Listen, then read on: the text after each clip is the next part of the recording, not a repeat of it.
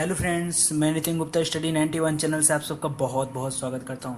दोस्तों, आज की जो हमारी टॉपिक है ये हम लोग पढ़ने जा रहे हैं संविधान में प्रयुक्त प्रमुख शब्दावलियों के बारे में। ये बहुत इंपॉर्टेंट रोल प्ले कर रहा है दोस्तों। ठीक है, क्यों? क्योंकि जब अगर आप इसके बारे में नहीं जानेंगे ना तो आप संविधान के तथ्य को नहीं समझ सकते। ठीक है, तो इसलिए मैंने ये वीडियो बनाया है। और मुझे पता है कि इस चीज़ के बारे में आपको हो सकता है पता हो, लेकिन अगर कोई भी व्यक्ति आपसे कोई बातें पूछता है ना तो आप जवाब देने में असमर्थ होगे। विश्वास प्रस्ताव आप सुने हो लेकिन आप डिस्क्राइब नहीं कर पाओगे। ठीक है, तो लेकिन आज के बाद आप वीडियो देखने के बाद पक्का डिस्क्राइब कर लोगे। ठीक है, तो आइए बात करते हैं क्या होता है विश्वास प्रस्ताव। तो पहली बात तो ये सत्ता पक्ष के द्वारा प्रस्तुत किया जाता है। किसके द्वारा? ठीक है, जो विश्वास प्रस्ताव होता है कौन पेश करता है? सत्ता पक्ष द्वारा प्रस्तुत किया जाता है। और कहाँ पे प्रस्तुत किया जाता है? तो लोकसभा में। ठीक है, लोकसभा में किस काम के लिए किया जाता है? तो बहुमत सिद्ध करने के लिए कि लोकसभा में सत्ता पक्ष का बहुमत है कि नहीं, इसलिए कौन सा प्रस्ताव पेश किया जाता है? विश्वास प्रस्ताव। देखिए, विश्वास प्रस्ताव सत्ता पक्ष के द्वारा लोकसभा में बहुमत सिद्ध करने के लिए विश्वास प्रस्ताव प्रस्तुत किया जाता है। ठीक है, यदि यह पारित नहीं हुआ, ठीक है, बहुत दिक्कत हो जाती दोस्तों। यदि विश्वास प्रस्ताव पारित नहीं हुआ तो संपूर्ण मंत्री परिषद को त्यागपत्र देना पड़ सकता है। पड़ सकता नहीं है, देना पड़ता है, फिक्स है। चलिए एक कहानी बताता हूं आपको। अभी देखिए, केंद्र में मोदी जी की सरकार है, भाजपा की सरकार है, और विपक्ष में कौन बैठा है? कांग्रेस और उसके समर्थन में जो भी अन्य दल हैं वो लोग बैठे हैं। ठीक है, यदि कांग्रेस सबसे पहले अविश्वास प्रस्ताव लेके आएगी। क्या लेके आएगी? सबसे पहले कांग्रेस अविश्वास। पहले देखिए, विश्वास प्रस्ताव नहीं आएगा, पहले कौन सा आता है? अविश्वास प्रस्ताव। चलिए इसको पढ़ लेते हैं, इसके बारे में कहानी में बात करते हैं। ठीक है, तो अविश्वास प्रस्ताव क्या होता है? यह विपक्ष के द्वारा लाया जाता है। विपक्ष द्वारा यह सिद्ध करने के लिए कि सरकार बहुमत में नहीं है, लोकसभा में अविश्वास प्रस्ताव लाया जाता है। यदि यह पारित हो जाए तो संपूर्ण मंत्रिपरिषद को त्यागपत्र देना पड़ता है। कंफ्यूज मत होइए, ऊपर मैंने बोला था कि यदि नहीं पारित हो तो त्यागपत्र देना पड़ेगा, और यदि ये वाला पारित हो जाए तो भी त्यागपत्र देना पड़ेगा। ठीक है, लेकिन यदि यह पारित ना हो तो अगले 6 माह तक दोबारा नहीं लाया जा सकता। ठीक है, जो लोग नहीं समझ पा रहे हैं कहानी सुने ध्यान से। देखिए, केंद्र में भाजपा की सरकार है। ठीक है, मोदी जी प्रधानमंत्री हैं, उनके साथ कुछ कैबिनेट मंत्री मंत्रिमंडल में बैठे हैं। ठीक है, चलिए दूसरी तरफ विपक्ष में कांग्रेस और उसके समर्थन में कुछ दल है, जैसे केजरीवाल जी और सोनिया गांधी, ठीक है, राहुल गांधी, ये सारे लोग एक तरफ हैं। ठीक है, अब देखिए होता क्या है। सबसे पहले क्या करेंगे ना, मान लीजिए कि किसी बात को लेके कुछ भाजपा के अंदर कोई कलह बन गई। किसी बात को लेकर भाजपा के अंदर, कहानी बता रहा हूं, ठीक है, आपको समझाने के लिए, किसी बात को लेकर भाजपा के अंदर कुछ कलह बन गई। ठीक है, कि मान लीजिए यही बात की कलह बन गई कि मोदी जी तानाशाह हैं, वो किसी के मन की नहीं करते, सिर्फ अपने मन की करते हैं। एक कलह की स्थिति बन गई और कंडीशन ऐसी हो गई कि अब पार्टी के अंदर ही विरोध उत्पन्न हो गया। लोग एक दूसरे का विरोध करने लगे। ठीक है, मुंह पे नहीं कर रहे हैं लेकिन अंदर ही अंदर क्या होने लगा? विरोध उत्पन्न होने लगा। जब ये बात कांग्रेस को पता चला तो कांग्रेस अंदर ही अंदर खुश कि वाह, ये तो मेरे मन लायक काम हो रहा है, ये तो भाजपा टूट रही है। अब आ रहा है उसको आनंद। अब यदि कांग्रेस को ऐसा महसूस होने लगे कि इसके जो लोकसभा के मेंबर हैं ये जो है संतुष्ट नहीं है, ठीक है, तो उनको क्या करती है कांग्रेस? अपने तरफ बुलाना शुरू करती है। ठीक है, तुम आओ यार हमारे साथ, तुमको क्या चाहिए? तुमको मैं सब कुछ देने के लिए तैयार हूं। ये मैं एक एग्जाम्पल दे रहा हूं। ठीक है, तो मान लीजिए कि कांग्रेस वो मोटिवेट हो रहे हैं किसकी तरफ? कांग्रेस की तरफ। ठीक है, तो कांग्रेस क्या करती है? सबसे पहले जो विपक्ष का पार्टी होगा वो क्या लाएगा? अविश्वास प्रस्ताव लाएगा और कहेगा, ए मोदी, चलो अपना बहुमत सिद्ध करो अपना बहुमत। ठीक है, तो ये क्या लाया कि अविश्वास प्रस्ताव लेकर आया। तो कि और यह अविश्वास प्रस्ताव बताता क्या है विपक्ष के द्वारा? विपक्ष कहता है कि जो ये सत्ता चल रही है ना भाजपा की, ये सत्ता बहुमत में नहीं है। और सत्ता तो तभी चलती है जब सत्ता बहुमत में हो। तो यदि कांग्रेस यह बात कह रही है, इसका मतलब वो क्या पेश कर रही है? अविश्वास प्रस्ताव पेश कर रही है। यदि उसका यह अविश्वास प्रस्ताव पारित हो जाता, मतलब ज्यादा से ज्यादा लोग वोट कर देते कि हाँ जो है सत्ता बहुमत में नहीं है, तो फिर मंत्रिमंडल को त्यागपत्र देना पड़ जाएगा। ठीक है, लेकिन इससे पहले एक मौका दिया जाता है किसको? पक्ष वाली पार्टी को, सत्ता पक्ष को एक मौका दिया जाता है कि आप बताओ, आप अपना विश्वास सिद्ध करो। वो देख कांग्रेस बैठा कह रहा है कि तुम क्या है, तुम्हारी पार्टी बहुमत में नहीं है, वो अपना विश्वास प्रस्ताव पेश कर दिया है, तुम अपना विश्वास प्रस्ताव पेश करो। तो मोदी जी कहेंगे अच्छा हम पेश करें। मोदी जी क्या करते हैं? अपना विश्वास प्रस्ताव पेश करते हैं। यदि पारित हो गया तब तो भाई सत्ता उन्हीं की है, लेकिन यदि पारित नहीं हुआ तो कांग्रेस की बात सच हो जाती है, और कांग्रेस की बात सच हो जाएगी तो पूरा मंत्री परिषद को त्याग पत्र देना पड़ेगा। तो बस इतनी सी बातें हैं दोस्तों, ठीक है। और यदि ये अविश्वास प्रस्ताव जो कांग्रेस वाले पेश किए थे, यदि वो पूरा नहीं हुआ तो 6 माह तक दोबारा नहीं लाया जा सकता। नहीं तो पता चला हर महीने लेकर अविश्वास प्रस्ताव पहुंच गए, सत्ता पक्ष वाले जो है बहुमत में नहीं है, बहुमत, अरे ऐसे कैसे बहुमत में नहीं है, ठीक है। तो बार बार लेकर आ जाएंगे, इसके लिए संविधान में नियम है कि 6 माह के अंदर दोबारा नहीं लाया जा सकता, ठीक है। आइए बातें करते हैं नियम 184 के बारे में, ठीक है। नियम 184 क्या कहता है? बहुत मज़ेदार नियम है दोस्तों, और मुझे पता है कि वीडियो देख रहे 90% लोगों को ये बारे में पता नहीं होगा। रविकांत जी आपका क्या हाल है? ठीक है, चीज़ें सुने हैं समझे हैं तो अच्छी बात है, नहीं है तो जान लीजिए, ठीक है। नियम बड़े अच्छे स्टूडेंट है यार, इसलिए इनका नाम याद हो गया, ठीक है। देखिए नियम 184, किसी सार्वजनिक हित के विषय में, ठीक है। सार्वजनिक हित मतलब क्या होता है कि ऐसा हित जो पब्लिक के लिए हो, ठीक है।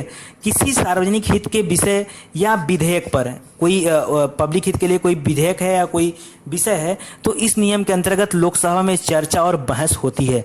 तो और इसके साथ साथ मतदान के भी प्रावधान है, ठीक है। यानी मान लीजिए कोई पब्लिक इशू है तो उस पर भाई चर्चा तो होगी और बहस भी होगा, और बहस के अलावा उस पर मतदान भी कराया जाएगा, ठीक है।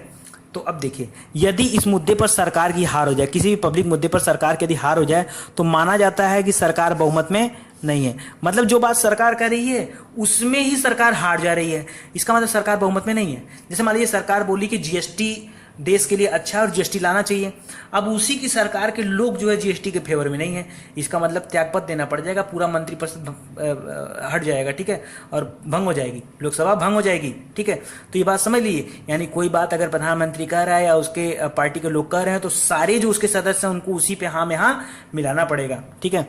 तो ये चीज़ होता है नियम 184, ठीक है।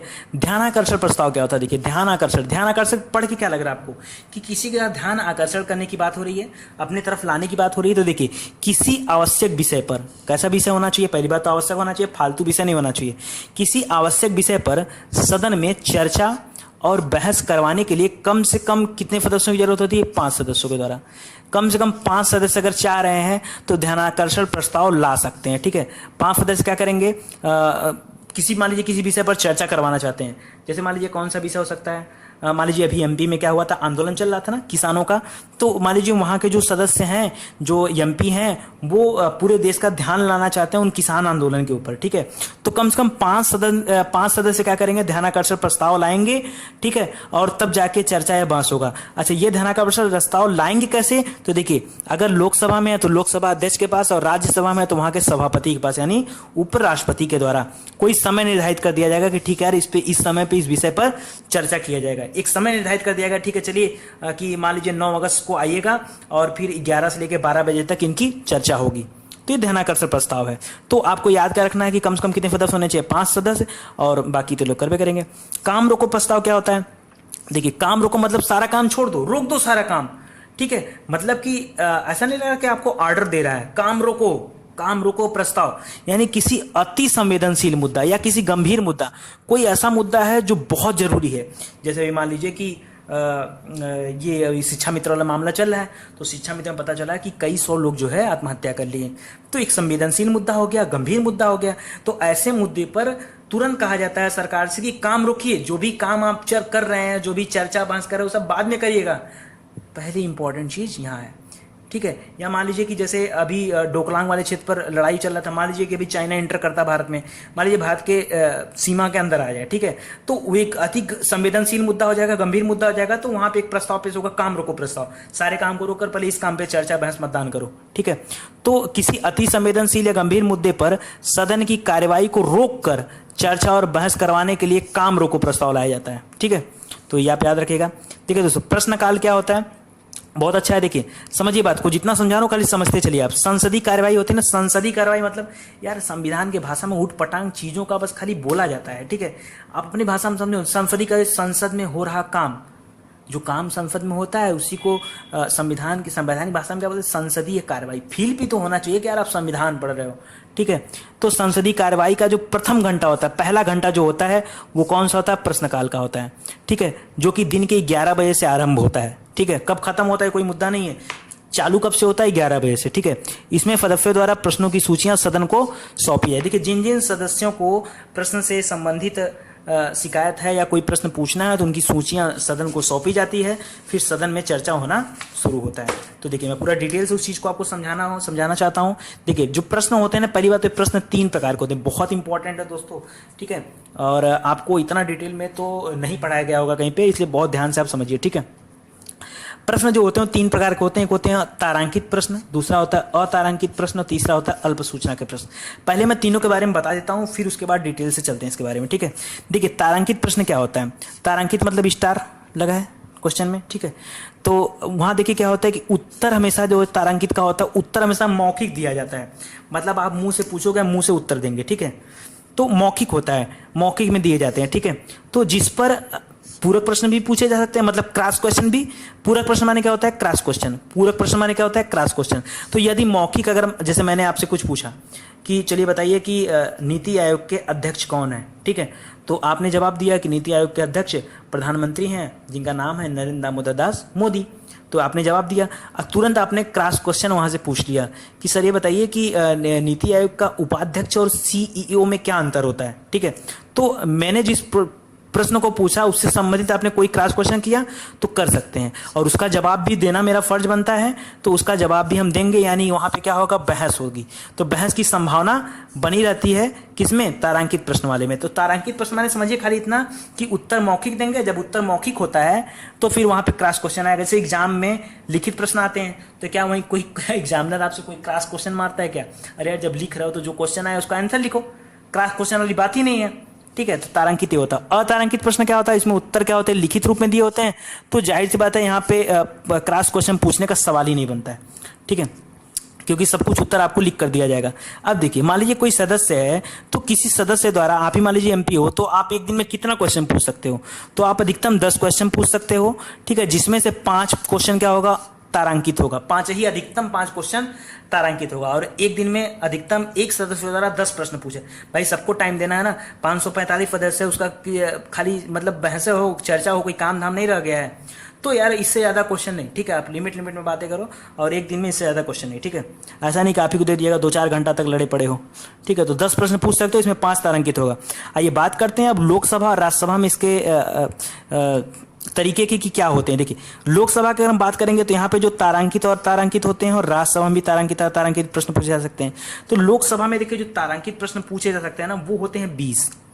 तारांकित में कितने होते हैं, 20। तारांकित मतलब आप तुरंत याद रखिए कि मौखिक की बात कर रहा हूँ, और अतारांकित मतलब लिखने की बात कर रहा हूँ। तो 230 और प्लस 25 और हैं स्पेशली किसके लिए, जिस जहाँ ऐसे राज्य जहाँ पर राष्ट्रपति शासन लगे हों, ठीक है, यानी अनुच्छेद 356 चालू हो, 356, ये तो राष्ट्रपति शासन है, तो ये हो, ठीक है ना। तो कुल मिला के 255 प्रश्न क्या होंगे, लिखित रूप से हो सकते हैं, और 20 प्रश्न क्या हो सकते हैं, मौखिक वाले हो सकते हैं। और यहाँ पे 15 प्रश्न क्या हो सकते हैं, मौखिक हो सकते हैं तारांकित में, राज्यसभा में एक दिन में, ठीक है। और 160 प्रश्न हो सकते हैं लिखित वाले में, अतारांकित प्रश्नों में। तो यदि हम बात करें कुल प्रश्नों की, तो कुल कितने प्रश्न हो सकते हैं तारांकित या अतारांकित में, तो कुल तारांकित प्रश्नों की संख्या होती है 35, ठीक ना, 20 और 15, और यहाँ पे अतारांकित होती है 415, ठीक है। तो ये आप याद रखेंगे, 3-5 और 4-1-5, 3-5 4-1-5, 3-5 4-1-5, ठीक है। अल्प सूचना के प्रश्न क्या होते हैं, यदि किसी सदस्य द्वारा पहले से ही पूछे जाने वाले प्रश्नों की सूचियां और मुद्दे सदन को नहीं सौंपे गए हैं। देखिए यदि आपको कोई क्वेश्चन पूछना है ना, जैसे आपको लिखित कैसे मिलेगा, ठीक है, तो लिखित करने के लिए मैं आपको टाइम दूंगा ना।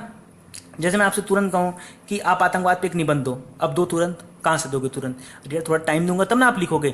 तो सदन है, सदन में कोई वो तो गूगल थोड़े चल रहा है कि तुरंत लगाया और कॉपी मार के निकाल लिया। तो जो भी बातें हैं यार उनको टाइम देना पड़ेगा। तो जो प्रश्न की सूचियां होती हैं ना, और जो मुद्दे होते हैं जिस पे बहस करना आप चाहते हो, वो आप पहले बताओगे उनको, ठीक है। और कितने पहले बताओगे तो उसका भी नियम होता है, ठीक है। अभी आगे बताऊंगा आपको कितने पहले आपको बताना पड़ेगा। तो अगर यदि आप कोई ऐसा प्रश्न पूछना चाहते हैं जिनके लिए आपने सूची और मुद्दे सदन को नहीं सौंपे हैं, और तत्काल कोई प्रश्न पूछना अनिवार्य है, ऐसा आपको लग रहा है कि वो प्रश्न आपको पूछना है, तो आप अपने मन के तो कर नहीं सकते। तो इसके लिए पहले आप अध्यक्ष या अगर राज्यसभा में तो सभापति की सहमति लेंगे, यानी उनको सूचना देकर उनसे सहमति लेंगे। अगर वो स्वीकृति मिल जाती है आपको, तब आप प्रश्न पूछ सकते हैं, और ऐसे प्रश्नों को बोलते हैं अल्प सूचना प्रश्न, ठीक है। तो तारांकित, अतारांकित और अल्प सूचना प्रश्न। आइए बात करते हैं अब शून्यकाल की। प्रश्नकाल में प्रथम घंटा होता था, 11 बजे चालू होता था शून्यकाल, प्रश्नकाल। और शून्यकाल क्या होता है? प्रश्नकाल के बाद का समय, जो प्रश्नकाल समाप्त होता है उसके बाद तथा अन्य कार्यवाही के प्रारंभ होने से पहले का समय, इनके बीच में जो समय होता है होता है शून्यकाल, मतलब इंटरवल बोल लीजिए आप, ठीक है, इंटरवल, ठीक है। मान लीजिए जो इंटरवल होता था ना वो होता है शून्यकाल। और ये शून्यकाल भारत की देन है, ठीक है ना। विश्व में शून्यकाल की कौन सा देश लाया? तो भारत से हुआ है। सत्र कितने होते हैं दोस्तों? सत्र, देखिए संसद की सामान्य बैठकें जो होती है ना, जो राष्ट्रपति के द्वारा बुलाई जाती हैं, वो सत्र कहलाती हैं। क्या कहलाती हैं? सत्र। और ये वर्ष में सामान्यतः 3 होते हैं, 3 सत्र होते हैं वर्ष में, ठीक है। तो कौन कौन से होते हैं? पहला है बजट सत्र, ठीक है ना। बजट सत्र, मानसून सत्र और शीतकालीन सत्र। बजट सत्र, मानसून सत्र और शीतकालीन सत्र। देखिए किसी भी 2 सत्र के बीच में मैक्सिमम जो गैपिंग होती है वो होती है 6 माह की, इससे अधिक नहीं हो सकती। और इसी अंतराल को बोला जाता है दीर्घावकाश, ठीक है। आइए स्थगन क्या होता है? स्थगन, देखिए संसद की कोई कार्यवाही है ना जो चल रही है, यदि वो किसी भी कारणवश, चाहे कोई भी कारण हो, किसी कारणवश अगर रोक दी जाती है, और को रोकेगा कौन? तो लोकसभा में अध्यक्ष रोकेगा, लोकसभा अध्यक्ष, और राज्यसभा में सभापति रोकेगा। इनके द्वारा रोकना ही क्या कहलाता है? स्थगन कहलाता है। मान लीजिए कि किसी बात में, किसी मुद्दे पे बहस हो रहा था लोकसभा में, और जो सत्ता पक्ष है और जो विपक्ष है वो दोनों लड़ गए आपस में, तो जो अध्यक्ष होता है वो क्या करता है? तुरंत रोक देता है। लोकसभा अध्यक्ष क्या करेगा? भाई क्या कर सकता है, ठीक है। अब 545 लोग अपने में मार किए पड़े हैं, ऐसा नहीं वैसा नहीं, ठीक है, तो क्या करेगा? वो रोक देगा। यानी जो बातें, बहस, मुद्दा चल रहा तो स्थगित हो जाता है, स्थगन। यह स्थगन या तो कुछ मिनट के लिए हो सकता है, कुछ घंटे के लिए हो सकता है, कुछ दिन के लिए हो सकता है, या हो सकता है कुछ सप्ताह के लिए हो। ऐसा नहीं कि 2-4 साल हो जाएगा, तो यार 6 महीने के अंदर तुमको फिर से बुलाना है, ठीक है। तो यह स्थगन होता है। इस स्थगन का सदन में प्रस्तुत किए गए किसी विधेयक, प्रस्ताव या संकल्प, सूचना पर कोई प्रभाव नहीं पड़ता। ऐसा नहीं कि स्थगन हो गया तो फिर कोई चीज कैंसिल हो जाएगी, नहीं, वो सब बनी रहती है, जो जहां है वहीं रहेगा। बस बहसबाजी को खत्म करने के लिए उस चीज को समाप्त कर दिया जाता है, ठीक है। सत्रावसान क्या होता है? संसद के सत्र की राष्ट्रपति के द्वारा समाप्ति की घोषणा। जब संसद जो है सत्र जो चल रहा होता है, अगर उसकी समाप्ति की घोषणा राष्ट्रपति करता है तो उसको बोलते हैं सत्रावसान, ठीक है। सत्रावसान पर संसद में प्रस्तुत किए गए विधेयकों को छोड़कर अन्य सभी प्रकार के प्रस्ताव, संकल्प, सूचनाएं समाप्त हो जाती हैं। देखिए बहुत इंपॉर्टेंट है दोस्तों, यहाँ पे बात मेरी ध्यान सुनिएगा। मान लीजिए कोई एक सत्र चल रहा है, ठीक है, आइए आगे बताता हूँ आपको। देखिए मान लीजिए कोई सत्र चल रहा है, ठीक है, मान लीजिए मानसून सत्र चल रहा है, तो उस मानसून सत्र में कुछ विधेयक वहां पे होंगे, प्रस्ताव भी रखे गए होंगे, संकल्प भी होंगे, सूचनाएं भी होंगी कुछ ना कुछ, ठीक है। तो अब राष्ट्रपति क्या किया कि इसको समाप्ति की घोषणा कर दिया। अब अगला सत्र आएगा कौन? शीतकालीन सत्र। तो इनके बीच में मैक्सिमम डिफरेंस 6 महीना, 6 महीने के अंदर मान लीजिए दूसरा वाला आ गया। शीतकालीन सत्र जब चालू होगा ना, तो जो विधेयक होंगे यहाँ वाले विधेयक, वो तो यहाँ उन पे बातचीत होगी, उनके बहस, मुद्दा, चर्चा जो करना होगा करेंगे, लेकिन यहाँ का प्रस्ताव ना यहाँ यही कैंसिल हो जाएगा, मतलब समाप्त हो जाएगा। संकल्प भी होंगे समाप्त, जो भी सूचनाएं तैयार की गई समाप्त। मतलब कि जब सत्र की समाप्ति होती है तो प्रस्ताव, संकल्प, सूचनाएं ये तो समाप्त हो जाते हैं, लेकिन विधेयक बना रहता है। बस इतनी सी बात कॉमन है जो हमको याद रखना है। विधेयक क्या होगा? बना रहता है, बाकी तीनों समाप्त हो जाते हैं। याद रहेगा आपको। देखिए विघटन क्या होता है दोस्तों? तो याद रखिए पहली बात तो राज्यसभा और विधान परिषद, राज्यों में विधान परिषद, और अगर संसद की बात करेंगे तो वहाँ राज्यसभा, इन दोनों का विघटन होता ही नहीं, क्योंकि ये अस्थायी सदन होते हैं, इन दोनों का विघटन नहीं होता है। और अगर हम लोकसभा की बात करेंगे तो 5 वर्ष की समाप्ति पर इसका विघटन स्वतः हो जाता है, ठीक है, बशर्ते आपातकाल न लगा हो, ठीक है। तो यह विघटन स्वतः हो जाता है। इससे पहले अगर मंत्रिपरिषद चाहें तो वो सिफारिश कर सकते हैं किसी राष्ट्रपति से, और राष्ट्रपति लोकसभा को भंग कर सकता है, ठीक है। तो ये आप ध्यान रखेंगे। अच्छा, लोकसभा के अगर विघटन होता है, देखिए दोस्तों यहाँ बहुत इंपॉर्टेंट चीज है और बहुत ध्यान से समझिए। अगर आपने इसको नहीं समझाना तो फिर आपको जान लीजिए किताब से तो आप समझ ही नहीं सकते, और क्लास में ना भाई कोई टीचर तो ये आपके दिमाग में डाल दे, बहुत बड़ी बात है। आप कम से कम 10 बार पढ़ोगे तब आपको समझ में आएगा। मैं अपनी तारीफ नहीं कर रहा हूँ दोस्तों, मैं इसलिए कर रहा हूँ कि चीज़ों को कितना पिघला कर पिलाना है मुझे पता है, और बहुत सारे लोगों को पता होगा, मैं नहीं कर रहा हूं, लेकिन बहुत सारे लोगों को नहीं पता, ये श्योरिटी के साथ मैं कर सकता हूं। देखिए जब लोकसभा का विघटन हो, मतलब कि मान लीजिए कांग्रेस सरकार की बात करते हैं, जब कांग्रेस सरकार का विघटन हुआ, मतलब समाप्त हुआ उनका कार्यकाल, तो फिर नया चुनाव हुआ, चुनाव बाद मान लीजिए भाजपा आ गई, तो उस कंडीशन में जो विधेयक होंगे, प्रस्ताव, संकल्प, सूचनाएं होंगी, उनका क्या होगा? यानी जो कांग्रेस ने अपना अपना चीजें पेश किए रहेंगे, अब वो जहां रुकी हैं उसके बाद क्या होगा उनका? देखिए लोकसभा में 3 चीजें हो सकती हैं, या तो कोई चीज प्रस्तुत हो सकता है, कोई चीज लंबित हो सकता है, कोई चीज पारित।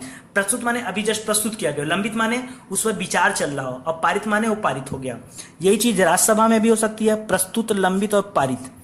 अब बात करते हैं होता क्या है। देखिए, ऐसे विधेयक जो दोनों सदनों से पारित हो चुके हैं, ठीक है, मतलब विखंडन कर रहे हैं यार, विघटित होने से पहले दोनों सदन से पारित हो चुके हैं और राष्ट्रपति के बाद पहुंच चुके हैं, तो क्या वो समाप्त हो जाएंगे? नहीं, वो काहे समाप्त होंगे भाई, वो तो पारित हो गया ना, वो तो राज्यसभा से पारित हो गया, लोकसभा से पारित हो गया, अब तो राष्ट्रपति के पास गया। तो आपको, आप अपने दिमाग से बताओ, क्या उसको भी कैंसिल कर दें? नहीं कैंसिल करेंगे, वो पारित होकर गया ना राष्ट्रपति के पास, तो जो गया सो गया। तो एक तो ये होते हैं, और ऐसे विधेयक जो लोकसभा से पारित हो चुके हैं, ठीक है, और राज्यसभा में जाके चाहे प्रस्तुत हुए हों, लंबित हुए हों, पारित हुए, कुछ भी हो, वो भी जिंदा रहेंगे। क्योंकि देखिए, कांग्रेस जाते जाते लोकसभा से पास कर दी, ठीक है, अब जो नया चुनाव होता है तो लोकसभा का ही चुनाव होता है ना, तो जब बात राज्यसभा में पहुंच चुकी है, वो विधेयक लोकसभा से पास होकर राज्यसभा में जा चुका है, तो चाहे वहां प्रस्तुत हुआ हो, चाहे लंबित मामले पड़ा हो, चाहे पारित मामले पड़ा हो, उसको कोई इफेक्ट नहीं पड़ेगा, वो राज्यसभा से बाद में पास होकर राष्ट्रपति के पास चला जाएगा। तो खाली कंडीशन खराब कहाँ होती है? जब विधेयक क्या होता है, लोकसभा में अटका होता है, ठीक है, जैसे मान लीजिए लोकसभा में प्रस्तुत है और सरकार विघटन हुआ, तो वहीं से वहीं कैंसिल हो जाएगा, लोकसभा में लंबित है तो भी कैंसिल हो जाएगा, लोकसभा से पारित तो हो गया है तब तो अच्छी बात है। खाली इन दो कंडीशन पे क्या हो जाएगा, गड़बड़ा जाएगा, यानी अन्य सभी विधेयक इस तरह के जो होंगे समाप्त हो जाएंगे, ठीक है। उसके दौरान प्रस्ताव, संकल्प, सूचनाएं तो पहले ही समाप्त हो जाती हैं, इनका बात तो हम कर ही चुके हैं, ठीक है, तो ये आप ध्यान दीजिएगा, ठीक है। तो आज के लिए दोस्तों बस इतना ही था, ठीक है। तो अगर आपको वीडियो अच्छा लगा हो तो प्लीज़ आप शेयर करिए, और दोस्तों आपने कल जो मैंने वीडियो अपलोड किया था उसको देखा होगा आपने, ठीक है, उसमें मैंने एसएससी के सॉल्यूशन बताए थे। तो भले आप एसएससी का पेपर नहीं दे रहे हो या दे रहे हो, वो बात का मैटर है, लेकिन आप उसको देखिए, क्योंकि उससे आपको बहुत फ़ायदा मिलेगा, ठीक है। बहुत इंपॉर्टेंट क्वेश्चन मैंने उसमें कवर किए हैं, तो आप उसको देखिए और आपको अच्छा लगेगा। और वीडियो किसी तरह दोस्तों खूब सब्सक्राइब करिए, खूब लाइक करिए, और अच्छे अच्छे कमेंट आ रहे हैं मेरे पास, तो ऐसे ही स्टडी 91 को आगे बढ़ाते रहिए, आप सबका सहयोग अपेक्षित है, ठीक है। बहुत बहुत धन्यवाद आपका, और रक्षाबंधन की बहुत बहुत शुभकामनाएं आपको, ठीक है। जितने भी सिस्टर लोग देख रही हैं, आप सभी को रक्षाबंधन की बहुत बहुत शुभकामनाएं। भगवान करें आप अपने अपने जो भी एग्जाम दे रहे हैं, जो भी तैयारी कर रहे हैं, उसमें क्या हो, सक्सेस हो, ठीक है। और जो भाई लोग देख रहे हैं, छोटे भाई लोग, ठीक है, बड़े भाई लोग, जो लोग भी देख रहे हैं, ठीक है, उन लोगों को भी मैं रक्षाबंधन की बहुत बहुत शुभकामनाएं देता हूँ, ठीक है। आप लोग घर जाइए, अपने परिवार के साथ थोड़ा समय बिताइए, और लौट के आने के बाद दोस्तों फिर से उसी जोश के साथ आप पढ़ाई करिए, ठीक है। और याद रखिए कि आप सभी से मैं गुजारिश करता हूँ दोस्तों, प्लीज़ आज मेरे साथ आप प्रॉमिस करिए, ठीक है, आज मेरे साथ आप प्रॉमिस करिए कि अगला रक्षाबंधन आने से पहले आप सिलेक्ट हो जाएंगे, ठीक है। अगला रक्षाबंधन आप आने से पहले क्या हो जाएंगे, सिलेक्ट हो जाएंगे। जो भी भाई या जो भी सिस्टर हमारी ये वीडियो देख रही हों, या जो भी बड़े लोग हों, जो भी छोटे भाई लोग हों, कोई भी देख रहा हो, बस आज टारगेट होना चाहिए, अगला रक्षाबंधन हमें क्या होना चाहिए, सक्सेस मिलना चाहिए हर हाल में। मैं आपका हर संभव मदद करने के लिए तैयार हूँ, आप किसी भी सब्जेक्ट को लेकर परेशान मत रहिए दोस्तों, मेरे पास टाइम नहीं मिलता है, अदरवाइज मैं इतनी चीज़ें आपको दूंगा ना, इतनी चीज़ें दूंगा जितनी आपके कोचिंग में नहीं मिला होगा, ठीक है। बस आप मेरे साथ मेहनत करिए, भरोसा रखिए, अगर आप मेरे साथ डेली थोड़ा थोड़ा पढ़ते चलेंगे ना, तो एक दिन आप बहुत अच्छी पढ़ाई है, बहुत अच्छा चीज़ें आपके पास कलेक्शन हो जाएगा, ठीक है।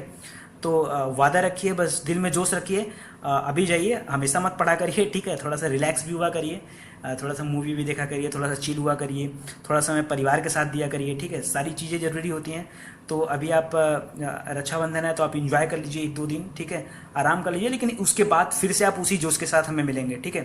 तो बहुत बहुत धन्यवाद आपका, थैंक यू वेरी मच।